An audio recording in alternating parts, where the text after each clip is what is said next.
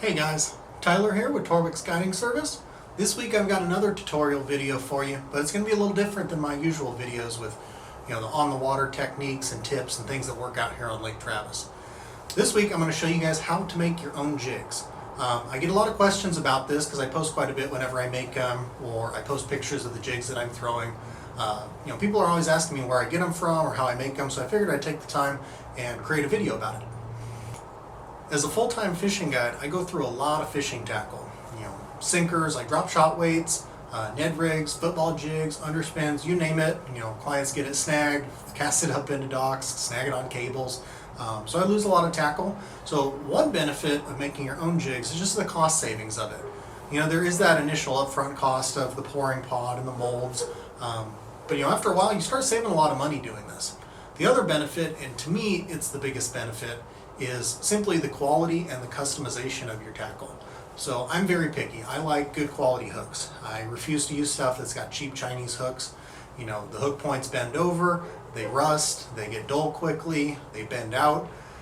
You spend all that money and time on your boat, your truck, and all that stuff to get out there on the water. Why are you going to cheap out on a jig? So for me, I like name brand hooks like Trokar, Gamakatsu, Owner, Mustad. All four of those brands make really good hooks, and depending on the style, I use all of them. So one benefit to making your own tackle is simply you're the quality control. You figure out and decide what works for you and what kind of hooks and what kind of jigs you want to make. So in this video, we're going to be making underspins. I make all kinds of stuff. Do It Molds makes a ton of different jigs, or a different bunch of jig molds. So whether you're looking for weedless stuff, lead heads for swim baits, drop shot sinkers, Ned rigs, they've got a mold for all of it. So check them out online, doitmolds.com. But like I said, in this video, we're going to be using their herring head jig, which is an underspin style bait. So I'm going to show you in this video how to make those. We're going to go through, pouring them, painting them, and all the way until, rigging them up with the plastic. So stay tuned for that. So to start with, when you get your mold, whether you order it online or buy it at a tackle shop, it's going to come and it's going to be nice and shiny and silver on the inside. You can see this one's used and it's real dirty, but that's a good thing. So the first thing you want to do when you get a brand new mold is called candling it. So let me show you how to do that. Just like it sounds, get you a candle. And what we're doing is the carbon, the soot from the candle, is going to coat the mold, and that helps it release a lot easier. So all you're going to do is get that flame up underneath there and just go over the cavities of your molds with the flame until they're nice and black like that. And by doing that, when you pour and you release it, your jigs will fall out of the mold a lot easier. You don't end up bending the jig or deforming it. Plus, you don't get incomplete pores. It pours a lot smoother. And when you have small little cavities inside your mold, they're going to fill a lot easier if you do this. So that's the very first thing you want to do as soon as you get a brand new mold. Once you've got the mold candled, you're ready to start pouring. Now, a little tip that's going to help you quite a bit, especially when you're pouring jigs or sinkers that have small little intricate details to them, is getting your mold nice and hot. When your mold is cold, obviously that cold lead is going to hit that and it's going to solidify a lot quicker. So if you've got small little details in it, like a barb that keeps the plastic on, things like that, you're going to get quality pores, and you're going to get little voids in it, and that can be avoided. So when I get set up, the first thing I do is whatever molds I'm going to use, I stack them on top of my mold like this. So this way, all the heat from the lead rises and heats up my mold. So these molds are going to be very hot to the touch, so do be careful. Another recommendation is a set of welder's gloves. These will help you a lot, especially when you're just getting started, and especially for safety. Another tip: do as I say, not as I do. Safety glasses are definitely a must. I couldn't find mine, but definitely wear those. So like I said, let's get the mold hot, and this way when we put all the hooks and things in there, the mold's nice and hot and ready to go, so that when we pour it, we're not going to have any incomplete pores and the jigs will turn out the way we want. So here I've got the underspin jig. So what I'm doing, laying it down here on the table, I've got my 5/0 Gamakatsu hook, and you can see each of these has a little spot designed just for your hook. So we're going to put this in the 3/8 spot. Again, be nice and careful because it's hot. Once you got the hook lined up in there, you need a wire form in order to add the swivel and the blade. So that's what I'm adding here. And it's real easy with these do-it molds because there's a spot for everything. It all fits in there nice and neat. Nothing wiggles around. When you're pouring this, make sure your mold's hot, make sure your lead is hot, but then your pour spout here, they adjust at the top. Occasionally you might have to kind of wiggle it around and get it to where it's open as much as possible, but without leaking. So I use a little spoon kind of in place of a screwdriver, plus I can stir the lead with this. And then put the spout up inside the mold, open it up, and then you'll be able to watch the sprue right here. It'll be a liquid, and then within a second or two, it'll turn solid, so just wait a couple seconds. And then from there, you're good to go. Use pliers because this is really hot. Grab it by the sprue, and because we candled it, it comes out of the mold extremely easy. So once you pop it out of the mold, you've got your finished product here. From here, we're going to cut the sprue off, which I'll show you next, and we'll move on to painting it. So you can see what it looks like when you get done with it. So this part right here that I'm holding with the pliers is called a sprue, and that we're going to remove with some pliers.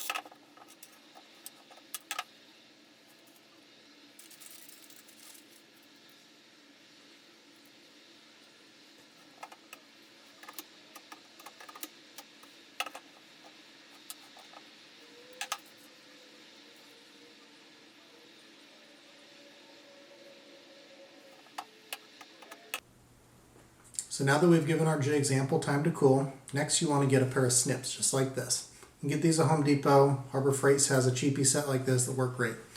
And this sprue right here we want to remove. So in order to do this, very carefully, get as close as you can to the body of your lead head and snip that off. And you can see it comes off nice and easy. Now the next step, I'm just going to take a little file and I'm going to round off any edges just to make it nice and neat. If you're picky like me, you'll do that. Otherwise, you really don't have to. But we're going to go through all of these and we're going to cut these sprues off.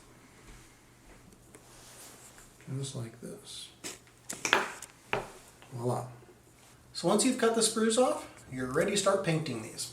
Now, in order to paint these, we're going to use a powder coat paint that's going to adhere to this under heat. And we're going to bake these on, that way you got a rock solid finish. So in order to do so, you're going to heat up the jig head. There's a couple ways of doing this. A lot of people use a torch, which is a very quick and easy way to do it. For safety and the fact that I don't have a torch, I just do it over the stove. You're not trying to melt this lead to where there's going to be vapors in the air. But what I'm doing is I'm just taking some hemostats here and probably about 30 seconds over the stove like this. When it's nice and hot, you'll get it hot enough to keep the paint or make the paint adhere. So I've got my paint right here, got it nice and fluffed up. So I'm going to come over here, dip it all the way in there, and then tink it on the edge of the jar a bunch of times. Make sure that the hook hole right there is not closed. If it is, get a toothpick or something and poke it free. And this is good to go now. From here, I'm going to put it on my rack over here, which I'm then going to bake these in my little toaster oven in order to cure the paint. So we'll get to that next. The little tip, buy a toaster oven. It's worth it. You don't want to be baking lead inside the same oven that you're cooking your frozen pizzas with. So once you've painted your jigs, you're now ready to bake it. And this is really important because this is what makes that powder paint really hard. So once I've coated them, I like to just set them on a rack off to the side. You don't need to put them into an oven immediately. So space them out nicely. Here I've got them on my little rack for my toaster oven here.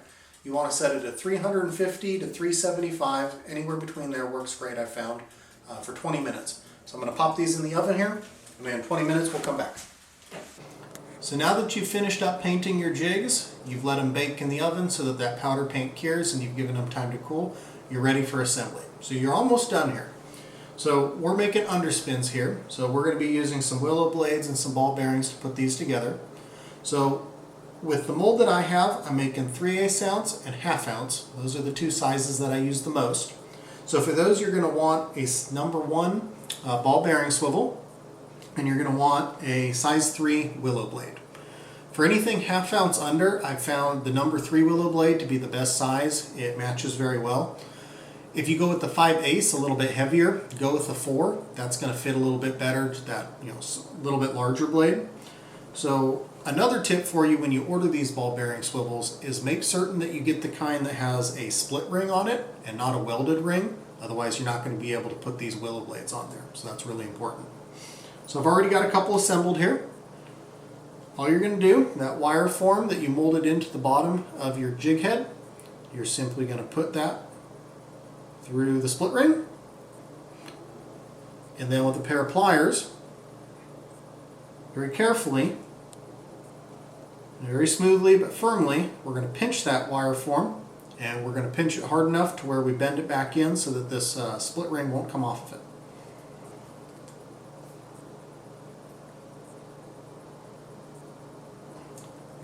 Real hard with it, because you want to completely close up that gap in order to prevent this from coming off. Give it a good tug, so this way when you cast this thing really hard, or if you bang it into something, your blade's not going to come off of there. So now that you're done with that, the last part is just adding the eyes. So these are size 3/16, just small little fish eyes. And with this jig mold, there's already little indentations for the eyes. So we're getting the size that fits that. So press those on there really good. And then depending on the quality of the eyes that you buy, you may want to add a drop of super glue when putting these on there. Especially just for durability's sake, it's not a bad idea. Line them up nice and centered so they look good. Press them on nice and firmly. And there you have it. You've got your own homemade underspin. A lot cheaper than purchasing anything off Tackle Warehouse. Much better quality. It's up to you what you use. I've got 5/0 Gamakatsu hooks here, which I like that larger hook so that it sits back a little further in the swim bait, especially for those fish that come up and short strike it. Not to mention it's a great quality hook. I've got a real heavy wire hook here, so it's not going to bend out. So, I'm ready to go, especially come, springtime when those shad start spawning. This is going to be one of my go-to baits. So, I'm stocking up here, making a bunch of them. That way I'm not placing last-minute orders. So if you're like me and you like to customize your tackle, check out doitmolds.com. They've got all kinds of products out there. They've got a bunch of different molds, everything from jigs, football jigs, underspins, drop shot sinkers, you name it, they've got a mold for it. So check them out, and I hope this video helped you. If you like these tips, these tutorial videos, leave me a comment below, and please subscribe to my channel. Thank you.